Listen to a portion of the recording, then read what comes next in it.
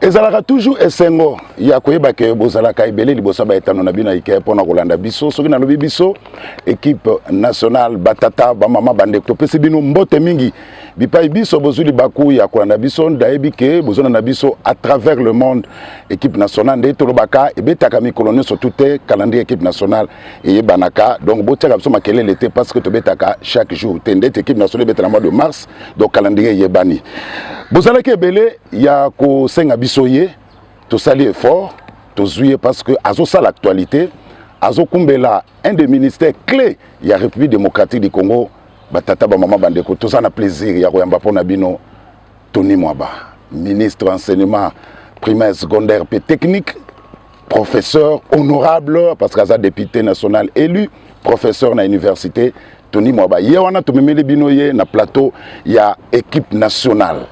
Ndeko Tony Mwaba mbote. Mbote ndeko Zulu. Voilà, sur l'équipe nationale, tous en a papa Koyibantimba Alphonse Mwana Somi, il y a Radio Télévision Nationale Congolaise Azana Bisso, maman Sylvie Bongo, Boyebie Malamu, yabetara toujours na Elwana po mbango eleka na ndenga kosakanate, ngape na Zana Bino na grâce équipe technique na Bisso tozana bango. To beta le match pendant 1 heure na ministre y enseignement primaire secondaire et technique parce que boyebi que ministère na yende zoloba mamikolo.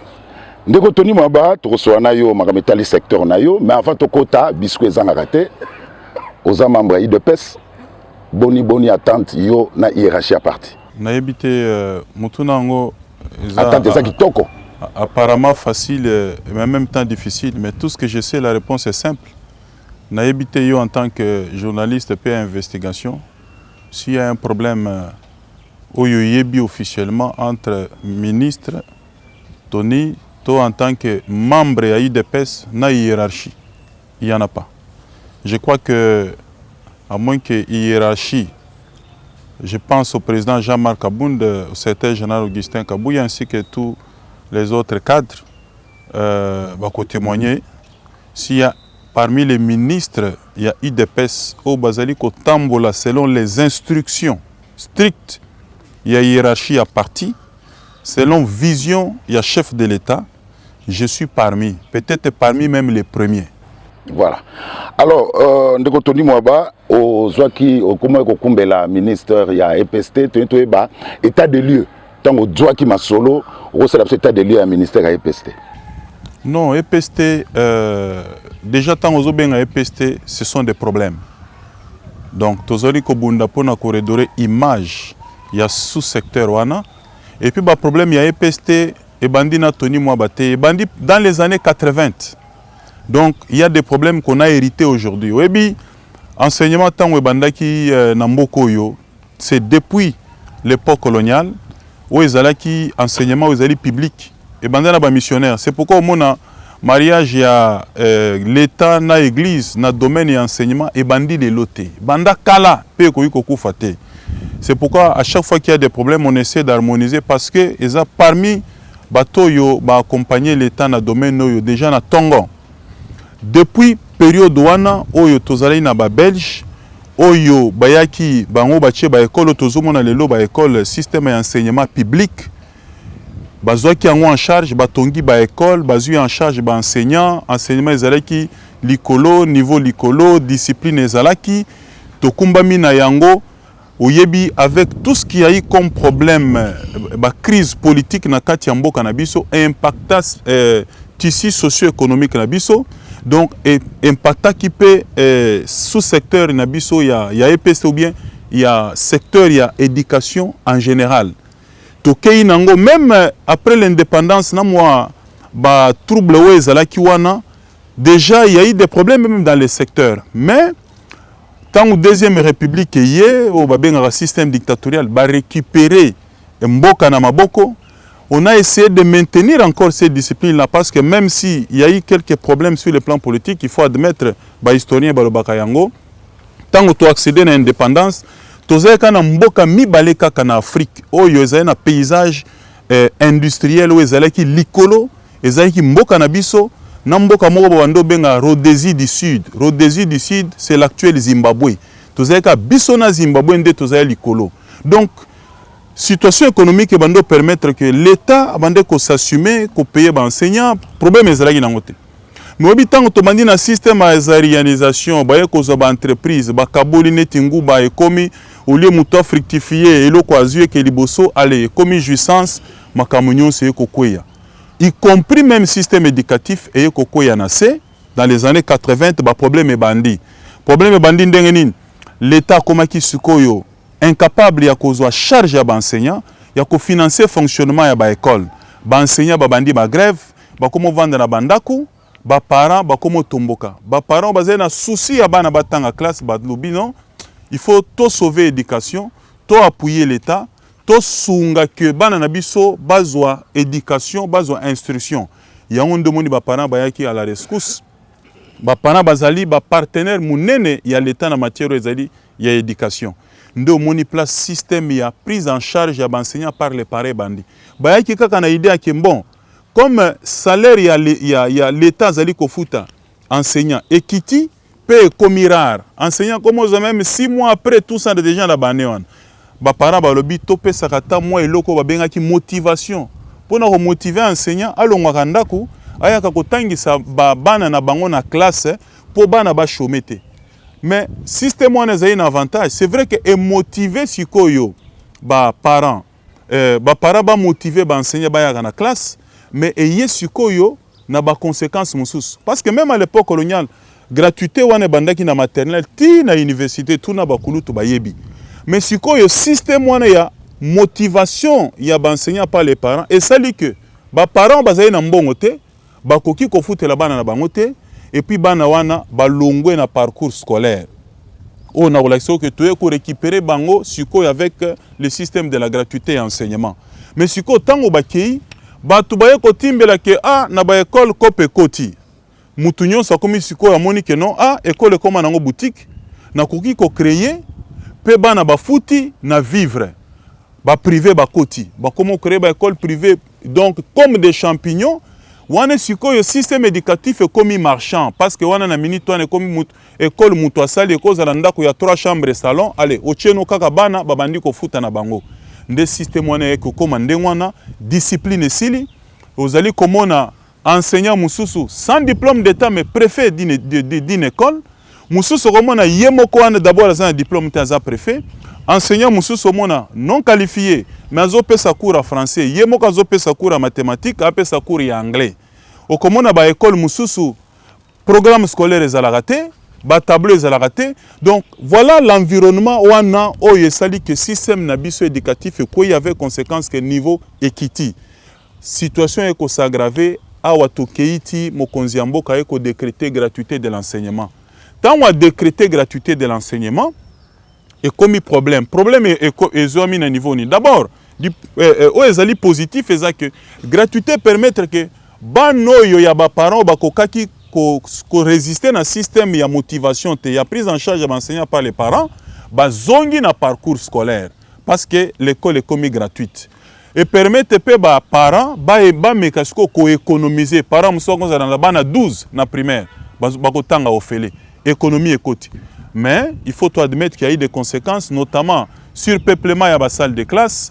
Il faut, depuis période où on a crise banda na domaine éducation, ti mokolo ba décréter gratuité, école tonga mara di sous-souté. Ce qui fait que vous allez me permettre de chiter par là, ba école comment qui est belé, ya ba privé, gratuité, ça dit que ba école wana sikoyo moyen fonctionner normalement ezate pour batu bazo kima na secteur privé ba ke na secteur public yango komona ke même na domaine ya EPST ba cadre belé EPST mobimba ba inspecteur ba nini ba service nyonso bazana ba école bosiko yebisanga dans cet environnement gratuité ekosimba ndenge nini excellence tenu moi bato songa likama gratuité maman Sylvie Bongo moi mboka tenu moi ba merci. Nga particulièrement dans un essengo pour na yambaka yo ozaki député national pour le moment où on oppose voilà qui trop critique na kati ya masolo yo ndenge secteur enseignement ezali ko kumbela mana prédécesseur na Winnie Bakonga na mwana mboka Die Boudimbo. Est-ce que les lots tant yo koti na masolo on comprend que est-ce que tâche est facile? Bon nalingi na ça la part des choses. Parce que les Cambouézans à niveau awa, ils ont d'abord un niveau de volonté politique, puis il y a vision. Alors, tous en a piro de mi-balé. Tant que mon Mboka a décrété gratuité de l'enseignement, il y a zali père et gratuité. Père à gratuité, ils ont été. Mouto boti gratuité, ça Félix Tshisekedi. Parce que gratuité, ça a une la constitution depuis 2006. Mouto abimisi gratuité na constitution, abimisi on a mokili. Et ça Félix Tshisekedi. Biso toyende ko battre la gratuité wana. Ko bunda po gratuité, oye babande ko bundisa e simba te, gratuité et simba. Mais tant on a déjà na niveau ya parlement, na cadre de contrôle parlementaire, na zui ba information, oyebi tozalaki na accord ya FCC cash. Consigne ezalaki que gratuité koki ko simba te. Alors, na zui ba information, na bandi ko dénoncer yango et c'était vrai. Tout était fait pour que gratuité simba te. Je vais vous donner quelques exemples. Tolongwe na 48 provinces éducationnelles, tokomi na 58, babaki si 10. Obi province éducationnelle, conséquence na yango par rapport à coût. Gratuité, c'est la mobilisation des ressources. Tant que vous avez province éducationnelle, ça veut dire que au commissaire budget les sous lourd, moyen et simba sous je ne vais pas vraiment entrer en détail. Aux alliés comme on a que ceux qui sont ministres, aux alliés inspecteurs, aux alliés cadres songolo il y a EPST, yomoko aux alliés déjà promoteurs des écoles. Depuis que je suis au ministère, je peux pas proposition il y a yo peut créer mon école na yo. Mais je n'ai pas accédé. Parce que non, il y a un makam na lobango boye. Donc ti okofouiller okomone lokote nyo sur la bible. Jamais ko ça le matin. Je veille même sur ma famille, ils sont disciplinés. Donc na o etali gratuité wana et pesaki que tout était mis en œuvre pour que échouer. C'est là que Tony s'est battu. Pour accéder na ministère, j'ai accédé à ces ministères pas pour apprendre ou s'informer sur les problèmes où ils coexistaient dans le ministère ou pas. Les problèmes, il y a EPST, il y a bien avant le ministère. Donc je connais tous les problèmes. C'est pourquoi quand il y a un EPST, j'ai commencé directement dans la action. Et peut-être même sans moyens. J'ai commencé à toucher du doigt la plaie pour te trouver solution. Bitumbo nga zanango lelo, c'est différent. Bitumbe zali que système explosif on a hérité. Il y a que secteur commis marchand. Vous savez que hier soit salaka aouye na temple à kuti batu, au lieu basambe la bazoteka, fimbu. Voilà, fimbu wana tomemi wana ya redressement ya système éducatif parce que c'est la base. Ngana za professeur na niveau université à Kinshasa, likolo, mais ba non tozali kozwa likolo, ozali comme un niveau ezana c'est parce que tout se passe à l'EPST. Et c'est ngeli to redresser système éducatif na biso na niveau ya de base. Bitumba to bandi yangwana. O nyonso akanisi ki akoyi koya kosala mbongo na EPST libanda. Muto akoya na EPST oza l'enseignant il faut zala na passion. Bato nyonso baye osala école kaka sans respecter les critères. Parce que tokuti na système mususu ndengo za na oyebani na ministre apesi yo nanu 4 arrêtés ministériels ya école. Yo nanu créer école te ba pesi yo 4 arrêtés. Et ko s'aggraver na gratuité parce que tant ba pesi arrêté boye, c'est-à-dire que za pe na ba enseignants ou ezali alignés na école wana ou ezo exister to ba benga école fictive. C'est-à-dire na fin du mois bazali kopé sa frais ya salaire, ba frais de fonctionnement na ba école wana o ka o EP Sylvie Bongo 1 2 3 4 siko yo sangisi na frais de fonctionnement na ba enseignant ba école wana nyonso fictive o kepe na banque complicité ezali ozi bambon wana tala biloko Tony moi ba aye ko combattre. Et quand tu t'engages dans un tel combat okoyi kozwala na kimiate bitumba tozana yango d'abord eza ya kati ya bato nyonso ba mesana ko komisa EPST bisika ya mombongo au lieu batangisa bana classe bakoza la tranquillité o nyonso bazalaki libanda bazali koya na EPST ko sala mombongo tokangi ba porte bakokota lisusu te. Et c'est ça le vrai problème oyo Tony moi ba jeune parce que je suis déterminé d'accompagner les chefs de l'État na ko pérenniser gratuité enseignement ya ko combattre ba antivaleur nyonso na secteur ya EPST. C'est là la différence. Donc ici na lingi na yebiso le komoko ce qui est la kimia na ministère ya EPST o ki ministère eza kimia ça veut dire que vandanien oyo kuti vanda petala na misu c'est-à-dire Tony oye o talipe ba école na yo fictive o créer yango mbongo bimaka na fin du mois o zwaka Mais soki olingi kosala musala, attaque-toi à ça, okotia ministère en activité. Et puis ministère on dit to kambango boye, ti mandat nangé kosila. Nazali 35e ministre, je le répète, il y a eu 34, il y aura un 36e. Mais pendant que je suis là, musala o tozali kosala tokotika yango te, quelles que soient les agitations, ti place mikolo nangé kokoka na kobendana. Mais bambongo nyonso bato bandaki ko détourner na ba école fictive, nde tozali combattre na système de nettoyage, bato bazali ko lia lisusu tende bande ko lia liboso, et je suis devenu un animal à abattre. Donc voilà. Conflit. Je suis habitué à vivre dans un environnement hostile comme celui-ci. Parce que combattant, ce n'est pas au télémi, au sali vidéo, qui insulte. Non, le combattant, c'est sur terrain. Et c'est maintenant qu'on doit prouver, combattant, ce n'est pas que non, combattant, prouver que sur terrain, vous allez évoluer dans un environnement difficile et tu avances. C'est ça les combattants. Oh là là, merci. Alors, papa Koibantimba Malobomboka. Oui, to landi professeur Tony Mwaba na malobamaye ya Bosantu, mais eloko nga na kozunga sima na maloba mayo. Olobi tango ya kala ezalaki église catholique, ezalaki boye, mais lelo nga na koyebisa polele te enseignement na biso ezana se na mabele. Il faut bosala makasi po botombola yango. Nde musala nazali kosala. Ponga mo na ndimi yango. Moni différence na ba misusu. Je reconnais c'est ça l'état de lieu. Et puis nga mutu na bandi yango te nakuti yango. Et banda depuis 80. Makambo EPST Tony a créé yango te akuti yango. Alors Tony azo bongisa. Gratuité. Voilà. Yo moni que gratuité simbi. Gratuité ele sunde ko bebisa enseignement makasi na ko bulungutana ba enseignement. Pamba te pa bo komona mbala na mbala tolo bakate bino bakambi ya EPST bozali boso na ba commerçant, ba promoteur ya ba école.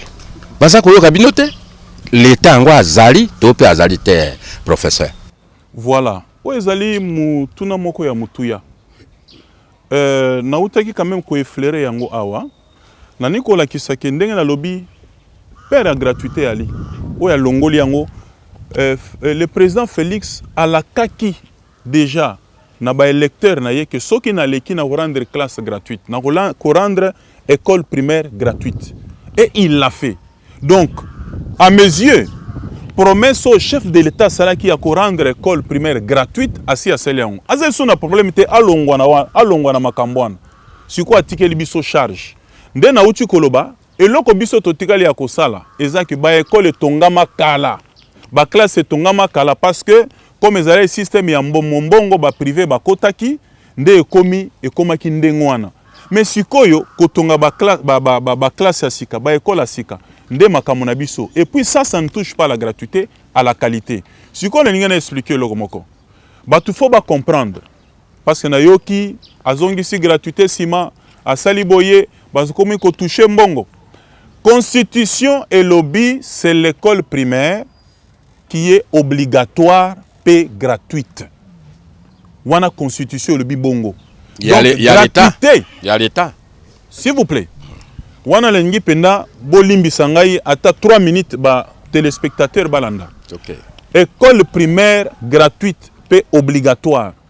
Na ba établissement public nyonso. Ba établissement public eza na ezali na gestion directe, pe na ezali na gestion indirecte eza na ba conventionné. Donc tant ozali kozwa école primaire gratuite, sikoyo confusion moko ekokota na loi cadre ya enseignement national il y a 2014. Constitution est à 2006. Na 2014, loi cadre sur l'enseignement national et l'obéli gratuité et enseignement de base.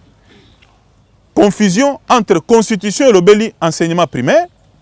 Loi cadre sur l'enseignement national et l'obéli gratuité et enseignement de base. Différence, enseignement de base est allé aux yeux primaires plus 7e na 8e. 7e est allé au babenga premier CO, 8e est à deuxième CO. Ba kotisi yango na kati. Comment construire le primaire? Tina 6e. Bino bomemi yango na enseignement de base. Obakisi na 7e na 8e. Or, idée de départ ezanine. Ba spécialiste batali ba technicien balobi lelo soki mwana na yo asilisi 6e primaire. Ba PC certificat d'études primaires et que alingia tika classe na niveau wana. entreprise nini ekoki ko engager mwana wana sur base kaka ya certificat ya ce certificat d'études primaires. Entreprise de mon côté. Et puis moi na azali kozwa certificat ya primaire. Bagage nini ya malonga za nango ya kosa nango musala. Yango ba réfléchir babi tokoki komema primaire comme enseignement de base. Ba kotisa premier CO na deuxième ezana ba matière moko ko komisa mutu ata azui certificat mais na niveau ya 8e. Akoko sala ta musala na niveau wana parce que mutu nyonso asenga mikaka ke sala université te. Mais poto comme akutu na enseignement de base kota en œuvre ezana ba réforme ezali ko salema ko revoir ba manuel scolaire ko revoir ba programme ya 7e na 8e nan to komi wana te. Donc même gratuité yango na enseignement de base sur le plan de fond les conditions ne sont pas encore réunies pour to komi sango na niveau wana. Et puis na table ronde esalema ba yokana ka ke gratuité wana nazalaki na ministère te. Il faut esalema par palier. To bandana no palier ya liboso ezali primaire. Tango primaire ko simba nde toko kende tomati tozo évoluer peut-être ndenge zalaka na tango wakala ya ba période coloniale ti na université mais to kende nanu na primaire. Primaire sengeli esimba, primaire to consolider avant to kende. Mais moi je crois même que même ceux qui primaire esimbi avant to évoluer, il faut modifier la constitution. Pour na ko étendre ngo siko na niveau mususu poto kende. Botala siko bandeko balinga kite gratuité esimba. Bakumba confusion moko bakotisa na 7e na 8e moko même na niveau maternel na secondaire to vivre gratuité mais sans soubassement sans que baloba système est comme lourd à soulever parce que bato balinga quitter gratuité et réussir. Voilà ce que j'ai fait awa tozali na mbwela et c'était vraiment la revendication de tous na ekozwa circulaire moko pona ko déterminer champ d'application à gratuité. Et puis, ce n'est pas moi qui détermine. La Constitution l'a déjà fait. Mais c'était réaffirmer volonté wana ya pouvoir constituant. Na lobby gratuité est à niveau ya primaire. Niveau maternel na secondaire gratuité est. Mais en même temps, elingi kolobate que ceux qui t'ont affirmé que gratuité est na primaire, to fongoli porte ya prise en charge ya ba enseignant par les parents. Parce que l'État ndazali ko futa enseignant. Talande ko makambo ezali ko salem. Na moment tozali koloba. L'État apesaka afutaka salaire na ba enseignant ya primaire, afutaka pe frais de fonctionnement na ba école primaire. Même na o etali ba école maternelle na secondaire, l'État afutaka kaka salaire, apesaka frais de fonctionnement te.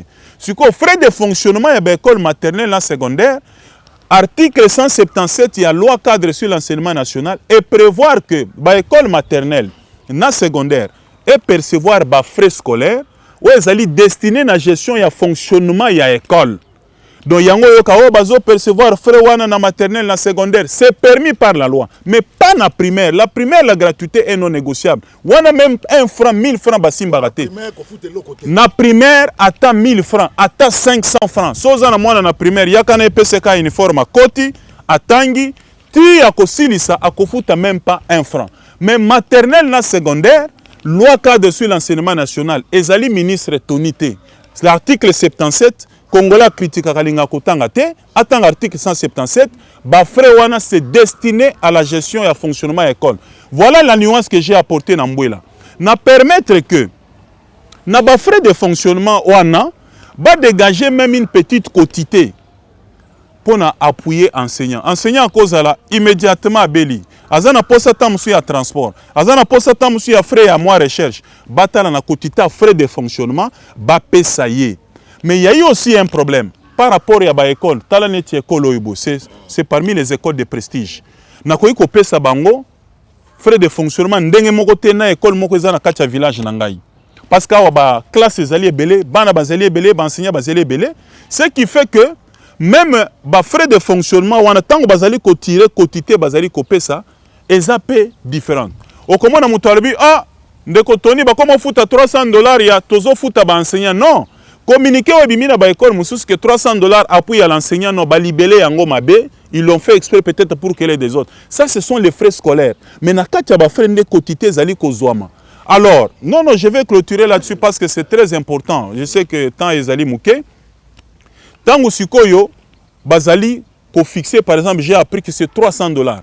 Mais c'est le gouverneur selon les normes que le ministre national azali kopesa, ba gouverneur sikoyo ensemble avec le comité des parents, ya province nyonso, ba sangani po ba fixer ba frais. Ba fixer seuil minerval, ba frais scolaires na maternelle to na secondaire, ils ont varié entre 50 et 150 $. Pourquoi batiki minimum 50, maximum 150 $? C'est par rapport il y a niveau ya école. Ba école ya prestige ya laka. Les lois aux États-Unis, au lobby n'attend na Harvard. Harvard c'est une université prestigieuse. Même ici chez nous, so lobby n'attend na Iniki, n'attend na Isikaboy. Et ça kana moi prestige moko. Les écoles de prestige existent dans tous les pays. Donc ce qui fait que pour dépasser seuil, il y a 150 $, il faut une dérogation spéciale, il y a gouverneur, il y a ville. Il y a un moment c'est le gouverneur qui a été saisi par ces écoles pour accorder dérogation. Ce n'est pas toutes les écoles qui perçoivent na Kinshasa 300 $. So ok na intérieur, na Talinet na Mbujimai. Je crois que c'est 40 000 francs, 50 000 francs, 60 000 francs congolais. Batu bazali kolobelango te. Oyebiso butu balingi, comme on dit, on accuse son chien. Donc rage kaka nyonso babi ezaka kayo. Donc ezali kambo yake nyonso yokosala soki mutu asepela kana oyo ezali kosala te ata obongoli mai vinyo. Babanga yeka na ekulusu. Ndeko ministre toyokani. Alors, likambo mosusu tumba munene ozako. Mukolo moko babengi ngai babi na ngaliema école mo catholique na primaire bazo percevoir ba frais gratuité simbité. Na vérifier na tindi luison kende kotala abi non. Eza école catholique c'est vrai, mais école catholique mais privée. Parce que na kati ya ba conventionné pe bazana ba école na bango ezali privé. Yo memi mwana, ole même na école conventionnée. Bon, public o ezali bazo gérer pour na l'état, mais yo ke kokotisa mwana mona catholique mais na école na bango ya privé. So ba prélever ba frais scolaires na primaire, tout comme les privés le font, on est allé l'état té. Oh, gratuité simbité. Bon, moi, enseignant tambola makolo, gratuité simbité. Bon, moi, on violé par l'école, gratuité simbité. Mais gratuité finalement, mes années. Les a confusion, balingi ba brouiller piste ya gratuité, c'est simbi, c'est au niveau primaire. Oui. Toyokani, ndeko ministre, et tumba mosusu oyo za kobunda. Mingi osali lolenge kani pote osuki sali kambo ya ba nanyo ba école fictive pe ba enseignant fictif pambate ezali kambo munene yami bale banda yo komi na ebongo ya kokamba EPST oso tamboli na ba province musunyo so po yeba o ezakoleka kuna nakenda na ba Congo nakenda ko lancer ba épreuve ya hors session je crois na Mbanza-Ngungu nakenda na Bandundu na Kwango pour que lancer nani session ordinaire nazalaka na Mbujimai pour relancer je crois année scolaire donc examen d'état je crois que j'ai lancé na Nord Kivu pe Sud Kivu donc nazali ko kende na cadre même ya état de lieu pour na ko palper du doigt ba réalité ezali ko leka na Congo profond parce que même makambo bele tango ezali ko leka na Kinshasa bozo tuna na simate tango ba décréter gratuité de l'enseignement que l'État suko yemoko bontoando charge ya kofuta enseignant pe ba frais de fonctionnement. Alors, conséquence ya gratuité mususu eza que bana nyonso ba kimi na ba école privée, ba koti na public, ba parents ba koti se bango kuna parce que balingi ba économiser. Conséquence ba boutique nyonso privé wana ekoti moto. Donc ekoti sécheresse. Nde omoni bato bakomo bondisa gratuité ba émission ezaka que non ça a été précipité programme moko ba réfléchir ça quitté mais c'est depuis 2006 que ça la constitution combien de temps il faut réfléchir pour bocha gratuité en œuvre tout ça là 30 ans 60 ans gratuité c'est la chose la plus facile à réaliser dans ces pays et Félix Tshisekedi l'a prouvé gratuité c'est simbi na primaire école fictive ba bandi ko créer yango sikoyo pona nini batu ba komi o mutu no mutu komo ko créer école na ye moi j'ai des gens des responsables abi mais tala à une époque, bah, PCNA 4 arrêtés au cadeau d'anniversaire. Oh, cadeau d'anniversaire. À 4 arrêtés, il y a création école existante. Zokana simana, mbongo bimaka frais de fonctionnement, bah frais il y a salaire. Pour nous rendre bah budget à gratuité lourd et simbate. To bandi ko combattre bah école fictive, na banda qui ko dénoncer yango.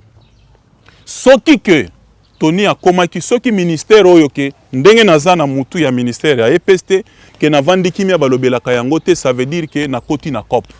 Mais le corps a maquillé les alliés chaque jour. C'est la preuve qu'on avance, c'est la preuve que les choses bougent, c'est la preuve qu'il y a des actions, il y a des réformes. On a lancé opération Mounene. D'accord. On a lancé opération Mounene, il y a nettoyage, il y a fichier paye. Il y a ces COP. Pour na kobanda, kolongola ba école où existe kate mais bazo futa yango na ba enseigner à Lukuta. Pour na kolongola ba liste ya ba école privée oyo komaki l'état zo futa bango ba kimaki qui privé gratuité et komi pasi ba kotisi yango ba autorité ba président ki ba permettre ki yango, on a commencé à nettoyer. Et je vous dis jusqu'aujourd'hui nanu musale silité pour ba école fictive eza nanu. Ezana bakwe mususu ba missionnaire ba kenda ba tikala osala musala te ba tuba bimisa ba machette balanda bango mbangu. Donc tozali ko continuer. Na mbongo muke to économiser wana. Je vais vous donner les chiffres. Na mbongo muke ya nettoyage ya fichier pour la première opération pour na ko élaguer ba école fictive ezali pe ezana nou ebele na to sollicité ya omoni agitation na EPST. To fouti ba enseignant nouvelle unité nyonso ya niveau maternel. Congo Mobimba. Combien ba nombre c'est la biso ba chiffre par exemple, pour na ba école maternelle nyonso, c'est plus de 500 écoles, près de 3000 enseignants à niveau maternel. Ils n'étaient pas payés, ont été pris en charge. Nambongo biso to récupérer au bato bande ko détourner avant. To pesi bango. Na baki si frais de fonctionnement ya ba école nyonso dans les 4 catégories na hauteur à 20,25%. Place par exemple ba école bandozwa 45 000 francs frais de fonctionnement. Ba komi ko soit 2 millions. Donc on a yé na baki 45 000 francs toutes les écoles.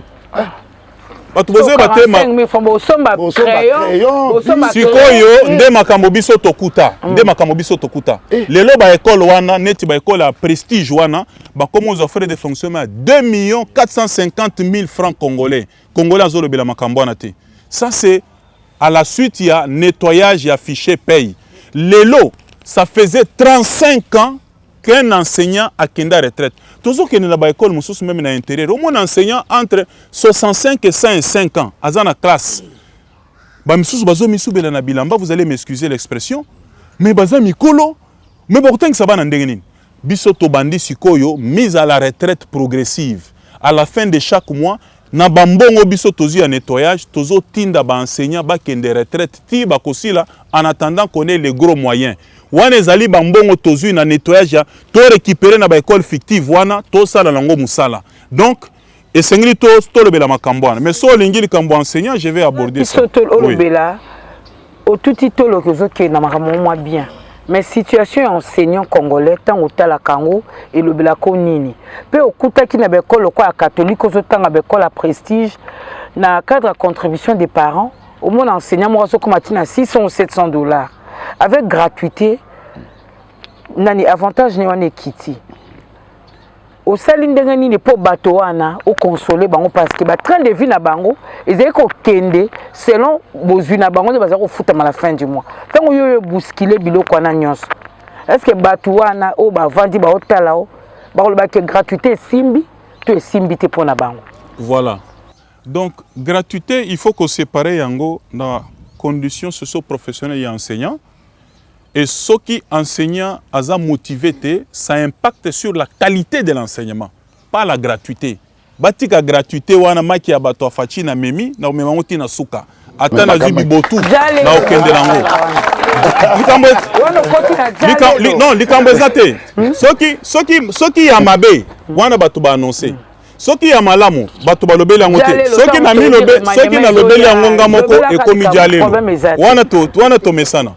Situation y a enseignant, même ceux qui te lobby est idéal télélo et je l'admets. Ngamoko pe naza enseignant a été élu à l'icolo. Ceux qui te lobby situation enseignant ezali malamu koleka wana na bimi mutu na lukuta. Mais je dois admettre et vous devez aussi accepter que la situation de l'enseignant depuis que Félix Tshisekedi a eu Bokonzi, la situation a évolué. Donc, coévoluer, c'est quitter d'un point 0, ok, na point 1, 2, 3, bozo kende, vers l'idéal. Tango va décréter gratuité et enseignement.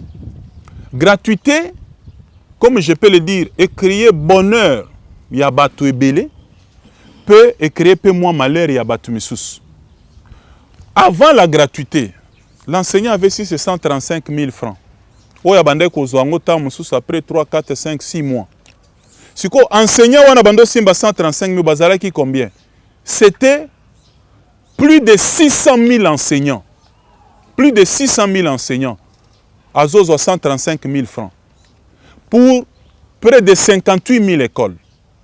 Maintenant, dans le moment où il y a un système de prise en charge, malgré motivation et les parents, enseignants à 135 000 francs, et puis rarement, pour 58 000 écoles, et puis plus de 600 000 enseignants à 135 000 francs. Maintenant, à cette époque-là, il y avait quelques écoles où il y a prestige. Wana Minerva, il y a $1,200, $800 nakala. Nde bazalaki ko suppléer na salaire et enseignant bazo pesa ba enseignant na po ezalaki soka totalisé à se retrouver tant musu na $450. On a mbongo ya ba parents. Mais si ko ba enseignant wana bandaki ko zo moi $450 ya ba école minene o Minerva il y a $800, $1,200 bazalaka combien? Bazalaka soki 533 pamba. 533 enseignants. Ba école wana ezalaka combien? Ezalaka à peu près 22 écoles seulement. Si quoi ba banda ko souffrir bazalaka combien? Plus de 600 000, plus de 58 000 enseignants. Tant que gratuité est ba uniformiser salaire de base. Ba tunyon so ba komi ndenge moko. Si quoi gratuité sali ke ba ekomatisa salaire ya enseignant. Tolongwe na 135. Je crois tomata qui na 176 000. Wana dans un premier temps. Parce que les lots, ceux qui ont eu statistiques awa, l'enseignant aujourd'hui, bah comité n'a pas 385 777 chaque fin du mois. Ah, okoye bisanga kezali muke, d'accord. Mais toutu wapi. Vous allez comprendre que on a quand même évolué, il y a la volonté de continuer à évoluer. Mais situation il y a ba enseignant on est ba école de référence, il faut admettre que mutabando simba mbongwana na compte il y a ba parents. Si le lot est en charge, à mon dirait moi manque à gagner.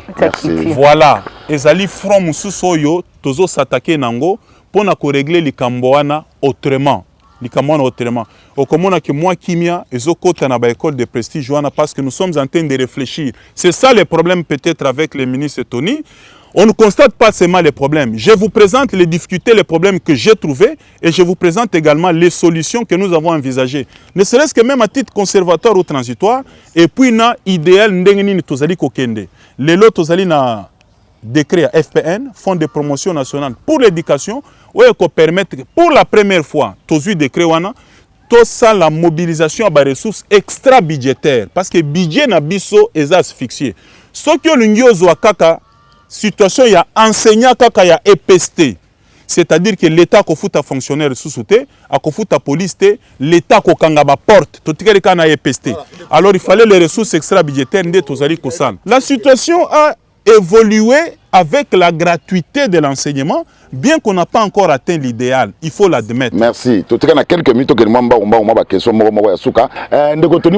boni mise en place outil coopéré dernièrement ba directeur provincial na ba inspecteur et puis ami balé to suki wapi na dikamate na FEP oyo ininga même ko bundisa ko betala makofi na jila lingeti dikamango suki ndengeni to que moi rapide maman nazo bandana te na FEP o ezali test national ya bana o ya primaire ya 6e au moni 6e ezali gratuité pour organiser test wana ba finaliste ya primaire et senga mbongo ebele comme l'état yo décrété gratuité parents azofuta sous ba frais à participation na tenafepte l'état a eu charge nyonso et avec Tony Mwaba à la tête du ministère de l'EPST pour la première fois et là ba journaliste balobeli angote il y a eu une réussite totale. Il y a une mais il y a makambo mabe ba yebisa binote bolo bakango il y a bien pourquoi vous faut ka ba yebisa bino sikoyo on a oya tenafep l'état a bimisi mbongo pona cofinancer tenafep. Nous avons financé les TENAFEP, il y a des finalistes à primaire, même il y a des écoles privées, pour la première fois. Là où il y avait perception à frais, j'ai demandé au sein d'établissement Bazongissa. L'État a eu en charge Nyonso. Mais maintenant, tant que l'État a eu en charge, il faut maintenant qu'on foute à intervenants. Intervenants, ce sont les enseignants, c'est le service de renseignement, les policiers, oyo, les accompagnants, les inspecteurs, les kendena, les mal, les intervenants, les ebele. Tant on bon webimi, nazu appel ya inspection générale des finances, balobi, ah, bon webele boy, okofu tangonde na bino. Ngai na tuni na ndenge efuta maka quand je suis arrivé, ba inspecteur, ba IPP, parce que EPST nga moko na kambaka 58 provinces éducationnelles. 58 provinces. Ba IPP nde bazwaka mbongo wana bango nde bazana ba liste ba intervenant bango nde bafuta ka bango. Jila linge tialobi ngai na linge futa na banque. Nga na lobi bon. Na banque nga na futa ka salaire ba enseignant. Enseignant comme ko sa salaire après 3 mois, frais de fonctionnement comme en retard à 3 mois. Bon basali bancarisation même place banque ezate et comme moi passé. To futa na maboko pour des raisons d'efficacité to kende mbangu. Déjà qu'avec mon prédécesseur édition 2020 futa maté. Bato bazai na kanda. Na bundi na bimisi mbongo pona 2021 bato basepeli te na fe peleki na kimia balobiso esili bazo futa biso makele les bandits yango yokaki ba réseaux sociaux yo ko récupérer situation détournement ya 16 millions na EPST Tony a yibi 16 millions mbongo oyo etikala jamais kobima na caisse à l'état bon olandaki heureusement de kwa lingeti o azali ko sala pe musala na malamu parce que ngai na senga kieke commencez d'abord par clarifier na bandeko bazolo baketoni a détourné que ce n'est pas un détournement. Ngana lingina futa na maboko yo le bien futa na banque. Discussion na bato balabio tentative de détournement ngana za professeur d'université puis avocat na yebise que c'est un détournement. Pour un financier comme Gilles Lingeti. Ce qu'on respecte procédure mon côté détournement. Mais pour un juriste, ça c'est pas un détournement. Bon, maintenant discussion et salemi, réseaux sociaux récupérés, au monika baini, tout ça, OK, voilà. Détournement. Heureusement, IGF Yemokwaye Kolobakino, ils avaient une incompréhension, ce n'était pas le détournement. Ça, je crois qu'il était aussi dans le devoir de le faire. Parce que, Nandenge Tozali Kokambaye Peste, ceux qui mouli moya mouyibi, mbele to lancer même nettoyage affiché, paye, mbele to vendre les peba fictifs, to bandape ko liambongo to s'enrichir na yango. Mais si koyo, na niveau ya gouvernement, na conseil des ministres, commission moko, bachaki bimbo, botala na makambo lingeti azali koloba botala otonya azali koloba to sala ndenge nini bo balobi place esengeli top futa na banque ndenga lingeti alingi bo futa place oyo banque ezali te oyo il faut ko futa na maboko pour des raisons d'efficacité bolanda au ministre pe alobi pour des raisons d'efficacité kimi ekoti dans les jours qui suivent on va payer les TNAFEP. On va payer. Voilà. Maintenant, on est à mise en place. Oui, comme c'est impopulaire, il y a IDPS. Bon, IDPS, il faut y avoir que c'est un parti qui vit et vous sentez que la démocratie bouillonne. Et voilà les conséquences et on doit assumer.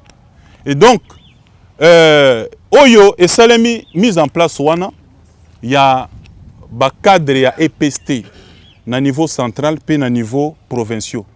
Cadre on a ba proved ba IPP ba diprosec obi pona kokoma proved il faut d'abord enseignant un jour au combien ta conseil pédagogique au combien ta directeur des études un jour au commis préfet un jour au commis sous proved un jour au kokoma proved et pour avoir les grades des directeurs ce qui fait que na koza yo ata quel que soit bolingo na za ngo pona yo na koki koza yo te na commission proved wana tozongi na bantivaleur oyo mokonzi mboka sengi ngai na combattre na niveau ya EPST.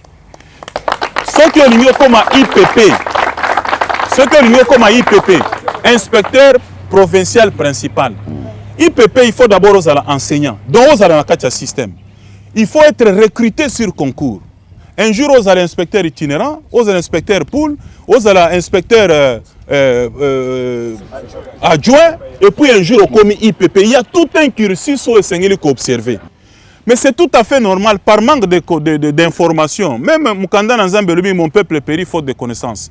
Tant où nous sommes membres de l'IDPS, vous comprenez?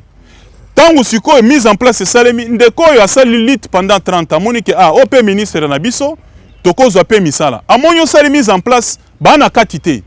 On va comprendre, il manifeste comme ça. On va comprendre. Il faut pas expliquer que na niveau on a beaucoup expliquer le côté parce que ce sont des cadres que j'ai trouvés déjà. Dans tous les cas, ce sont les cadres de l'État que j'ai trouvés depuis plus de 30 ans. Bazawana. Na sali recrutement, na sali mise en place. Na zu oyo yo za efficace wana kendebo yo kozala boy yo za muyibi longwa tozu oyo ba sanctionner légalement zonga c'est ça la mise en place, c'est pas un recrutement. Donc bato ba interpréter mabe bakanisi que je peux aller par exemple dans mon parti prendre tout le monde na komisi bango ba IPP ba proved c'est eza kozanga information. Voilà. Alors tu as presque la souka. Ouais. Maman Sylvie moko papa ko ibati maman ko parce que tu consommes 1 heure. Voilà. Ministre Tony moi balobi tozondi maete mengai na félicité opo na ki pléthore ou ezeki ne Duc TV ou reverser musu na radio. Ah ozo sala radio bongot. Oui, depuis lobby arrêté moko ezwami tozalaki biso makamno malamu tolobati yango na lobby ya malamu wana. Oui, kasi nazomi lobela pete. Ah sika ndeko nanga shungwa osala msala kitoko. Oui, balobi shungwa zoyiba Tonya kangi misu pour rétro commission rétro. Moi j'ai mis $15,000. J'ai pris na mbongo na ngai ya poche. J'ai ajouté. Non, shungu foye bisabino, bâtiment moko ezotongama na edik, na zimbongo na ngai ya poche na contribuer. Mais balobi rétro commission na edik wana mbongo nini obima. Ni po ozo mbongo no. Basunga l'état te, yongo sunga l'état comment? Ah bon? Ben ngai na sali. Il n'y a pas de problème. Mais bato bayaka na ba organismes internationaux tout ça bazo sunga o ya ini rangongo kuna incendie salemi bato ba pesi bazo sunga l'état te. Siko ngaso na sali comme problème. Merci to komona suka. Na éduque tozalaki kana na TV siko radio ekomi bolo ba pe que tozo kotia siko radio na éduque. Et sali ko pléthore wana to kaboli yango to équilibré to cheboy. Et puis to recruter. Bon on dit merci. Merci. Bon siko motuna na ngeza ibo. Ndeko Tony Mwaba, olobi qu'il y a eu un 34e ministre et EPST, l'autre 35e, c'est que 36e paix à Kosala. Yo peut-être wana. Si un jour il faut ça remise et reprise na 36e pour souka souka yokoma. Il faut bato bakaniso na nini. Na wetali EPST. Na wetali EPST ya liboso. Réussite. Il y a gratuité. Comme le roi choral, papa. Aucun de ces fois. Maman, otulinga mutuna te. Ba question eza yo ba réponse eza ngai. Donc, gratuité et enseignement, nous nous battons selon les instructions des chefs de l'État parce qu'à nous il a dit vous avez une obligation de résultat. Vous n'avez pas droit à l'erreur. Quelles que soient les difficultés, yango Jean-Marc Kabunda ebisa ngai que un ministre ne se plaint pas, il agit. Quelles que soient les difficultés aux anango avancer. Nous avons katia moto mais tozo évoluer, tozo zikate, tozo kende. Gratuité et enseignement, nous nous battons pour la réussite et on l'a fait déjà au niveau primaire. Nous allons veiller pour consolider. Yami Balé, 35 ans après, ba enseignant ba komi ko kende na retraite. Ba komi ko kende na retraite. Ça c'est une action. Oyo et Salemi au moment na gouvernement Sama Lukonde, ministre Tony Azali na gouvernement. Aujourd'hui, augmentation y a des frais de fonctionnement, il y a des écoles. C'est Tony Mwaba qui, à la tête du ministère de l'EPST, l'a fait. Est-ce que mon rigueur et salemi à niveau, il y a organisation, fonctionnement, publication, il y a examen d'État. On les appelle Maramsous, c'est le bilo comme sous na kuyi koloba awate pour na relever niveau. Makambo ezali ebele. Nettoyage affiché paye les lots. C'est copé et comme un fichier moko en ligne. Dès qu'on vend en ligne, combien d'enseignants tu as au Congo? Même dans ton village natal, combien d'enseignants il y a? Combien d'écoles? Combien de bureaux gestionnaires? Betaka kana site web il y a c'est copé au côté. C'est pour des raisons de transparence. Au moins, celui qui a de bonnes intentions, il s'annonce. C'est celui qui a de mauvaises intentions qui se cache. Est-ce que c'est copé liboso yomoko kokota fichier au talent en ligne? Les lots comme en ligne. Makambo ezali ebele oyo esalemi les lots to rendre ba service musus autonome neti ba Educ TV wana construction ya ba bâtiment kuna donc makambo ezali ebele soki na lingi na bandotanga okomona que makambo ezali ebele o bakokanisa la Tony d'abord bref la lutte contre les antivaleurs pas le redressement de notre sous-secteur et puis pérennisation puis consolidation à gratuité. Ndeko professeur Tony Mwaba ministre ya EPST ba enseignant o lela ba koma ba bola bisika binso pamba te enseignant koma moto pamba.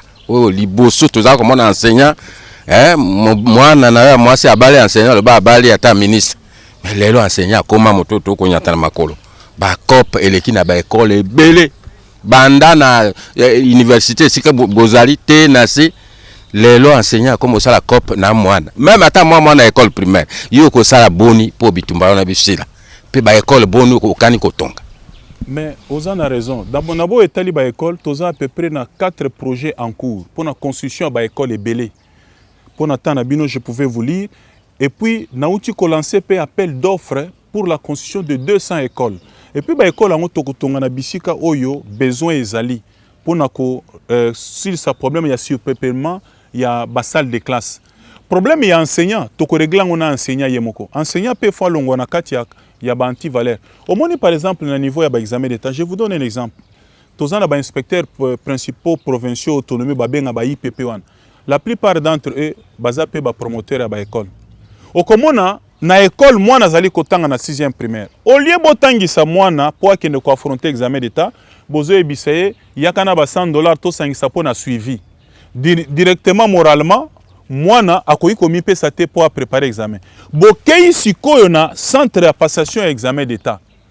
Oh non, surveillance il faut kaka ba enseignant. Sikoyo tango yo enseignant ba tu surveiller ba finaliste au lieu de surveiller mwana asale l'effort intellectuel na ye yo komi ko la kisaye. Au kotisi lié ba mercenaire. Yango tsoko kotisi ba non enseignant a kotisi ba non enseignant ndenge nini. Ngai na kanisi boy. Soko zi professeur en mathématiques a surveillé moi na o azo l'examen en mathématiques. Soki ba pesi mbongo a kopesa bango ba réponse. Mais zo siko muto ayebi eloko te a surveiller siko moi na azo l'examen en mathématiques. Il ne sera pas utile pour lui. C'est aussi pour l'efficacité à passation. Olongo wana oké na centre siko ya biso ya correction o ba aventure musu se belé zali ko salema bazali ko kabala ba 100% neti nguba ekomi commerce yo zali déjà inspecteur. Ozali na ba école école privée et comme concurrence entre les écoles privées koto wana basala ka 100 faut tinda mwana minerva les ali bazo kambong soki basali santé bakimi bakei na école muso basala ka 100 lelo comment école nde réussisaka eza mwana réussisaka te awa ba publier ba examen d'état na moni ba finaliste moko ba na ministère non biso to échouer ndenge ni toko échouer te tozo marcher ngana ebisi bango me kalezalaka soki muto a échoué abatami azoka soni lelo komi soki o échoué ozoya na ko réclamer pas ministre que ngai fona zoka comme si c'est le ministre qui compose. Ministre compose à ce sont les inspecteurs. Si ko ba composer résultat bimi na bi boya ko sala marche examen d'état wana ya kabu yeselemaka na mois de juin je crois mais examen d'état ba composer ki yango depuis le mois de mars toni moi bazalaki na le ministre te nazalaki na kati ba to ba yebite. Moi-même, j'étais surpris. La critique générale. En matière administrative, la compétence est d'attribution. À tous les ministres, Moussala ou Eza est inspecteur, yo ministre ko sala yangote. Eza Moussala na bango. Merci. Donc, ce qui fait que moi, rigueur, wana même bano bimbo boya toko filmer bino to la bilongi na bino que bo échouer mais bozo ya ko sala désordre. Ah, bakimaki, moi qui m'écoute. C'est pour dire aux finalistes que batanga. Et puis bazwa na wezanya ba effort na bango. Ministre Tony Mwaba une heure ekoki ezalaka pasi pour se retigeli ministre Tony Mwaba maloba ezala kwa zopesa ba étudiant cours faut ko katae. Ministre na peso maloba suka okoloba na ba parents nini ba longoli bana na ba école ya l'état batini ba on a privé pour na grève. Est-ce que Tony Mwaba bongisi na catholique nini boyokanaki na mbwela lodge pour ba parents o bazotala biso awa ba sepela. 2 minutes message à suka. Te ba parents bazongisa bana ba profiter na gratuité ezali cadeau na kolo ba cadeau mokonzi ya mboka lo ba lobi boendenge nini jale lo po eza na constitution mais ezali na constitution depuis 2006 mutabimisa ki yango yewana eza cadeau donc bazongisa tozo sala effort ba projet ya construction ba école na ba classe ezali en cours bandeko ba catholique bazali ba partenaire ya EPST tango penda makambo école bandi ce sont les églises o bazali ba partenaire ya tongo aya l'état tozana bango toko kabwana na bango te kimi ezali omoni nakuta na kendaki na ba archevêque bazali na ba réunion na synode na bango na expliquer bango comment ça s'est passé babi mais makambo tozali koyoka na même na ba réseaux sociaux oyo na ozali koloba on sent qu'il faut que toi accompagner yo bango bolbaki ke ils vont nous accompagner na tuna écoute tosori na be chole na tuni monsieur l'abbé toyoka ki olobi boya kozwa kasi ba école na botika so ba ngana tuni mais o répondaki na nani po ngai bisika nini ngai ministre lobaki ke na roboto la bino ba école eza ba réseaux sociaux na lobaki yango wapi ba réseaux sociaux alors na ye na ngai to reconnaître que on est esclave je vous donne l'exemple to uti mbwe la lodge Le même jour, Tony a promis que huissier à EPST a refoutu $580 et puis directeur 1500. Na EPST huissier a zalaraté. Na EPST directeur a zalaraté et uti wapi. Oyo kaka les médias de la haine pour na ko brouiller makamunyo sali ko le kanana niveau ya EPST. Donc Nambwela Tony a kendaki ko zwa ba engagement tena ba enseignant. To kendaki ko évaluer engagement oyo gouvernement ilunkamba azwa kana ba enseignant na Bibwa. A prometaka bango prime de brousse, deuxième palier, na troisième palier prise en charge ya ba NI. Biso to hérité situation wana. Makamunyo sezali ko le kanana EPST to hérité yango. Nde to kendaki ko sala évaluation. Batu bakoti grève. Est-ce que ceux qui ba enseignant ba ki grève, c'est contre Tony? Botu na sikoyo ke ba pesa ki Tony mbongo afuta ba enseignant, afuti bango te. Yango boya lo ba ke Tony ali mbongo. Ce n'est pas le cas. Au contraire, na mikyo da ba faut ko sala toujours régler ba problème. On a évalué degré d'engagement, degré d'exécution d'engagement gouvernement zwaka na niveau ya Bibwa. Nde total qu'est-ce qu'on va faire? Yango moni to futaki enseignant arrière pays bakiseli bango 40 000 francs. Na wiki bato ministre na zanga soni alekali na TV pour ba 40 000 francs. Mais 40 000 francs na to uti wapi? To bakisi 40. Il y a quand même une évolution. Et puis c'est la toute première fois na mboko yo que gouvernement bakisi l'enseignant 40 000 francs. Na se renseigner babi na ba onyo so précédent biso. Ceux qui grève enseignant ici le bakisi bango 3 000 francs. Ceux qui grèvent ici, c'est que 5 000 francs. Il y a Ebele, c'était 12 000 francs. Mais biso topé si 40 000. Batu balobino, azana sonité 40 000 enseignants ko zwangonin. Ako somba ngonin. Zwa 40 000 francs multiplié par 600 000 enseignants. Nde koyeba ke wana on peut même affaisser le budget de l'État. L'État a tombé même en faillite. Donc, ce n'est pas pour se moquer des enseignants. C'est pour dire qu'il y a maintenant la volonté de faire. Et puis, tozali kokene malé tozoken. Les lobes enseignants ya primaire. Na fin ya mois ya décembre, tozali kofuta bango prime de la gratuité. C'est la toute première fois qu'on a institué la prime de la gratuité. Au tuninga ya bako kaniselo nanine. Même la prime de la gratuité les sous. Et puis prime de la gratuité, toti kozwa décret à FPN, toko zoba ressources extra-budgétaires, toko renforcer prime à gratuité pour enseigner à primaire place gratuité zali à ce que finalement la gratuité. Tony Mwaba ministre EPST, merci. Merci pour l'éclaircissement parce que la population a besoin de yo. Basenga ko l'équipe nationale pour la lingala pour les camoya gratuité enseignement. Ezaki vraiment permettre les écoles désactivées. Il y a eu école erreur moko musu et salemaki désactiver école fictive. On a notre sirsi ko recensé en zakaka mais bakende ko simba école moko lisusu désactiver yango parce que balobi eza non viable. Bâtiment eza bien té mais école mususu créée depuis 74 mais eza en paille. Bana musu batanga na se ya banzete nde tovandi boy. Balobi gratuité simbité. Gratuité en 2019 mais une école de 1974 menacée en zété. Mais c'est le problème moi ne bandaka avant. Tozo bunda poto cha ba école wana. Donc na baban lisusu to lancer campagne il y a pas d'école sans banc avec les moyens limités. Tozo pesaka baba na ba école tokokoma malembe tokokoma alors pour la école qui a été désactivé irrégulièrement parce que jugé non viable toko régulariser yango. Oui, à bâtiment, au lieu de désactiver, on va réhabiliter ça. Donc, on va réactiver ces écoles d'enseignants. Merci pour Tony Mwaba, maître avocat, professeur, député national, ministre EPST, Bolandi, parce que Bosengaki. Merci à M. Sili, tout ça, l'émission a tenu de la Gombe, donc de Bomoni. Merci à Joël Kadenanga, conseiller communication, à Sali Touyo, pour tous les ministres Tony Mwaba. Merci à ma membre cabinet, commençant par le directeur du cabinet, Tina Moutasuka. Merci à l'assistance. Merci à Jimmy, merci à Ange Kassa, Bouti Karmalamou. Merci à Yves Bouya, l'homme de toilettage technique. Tout le monde Balasima.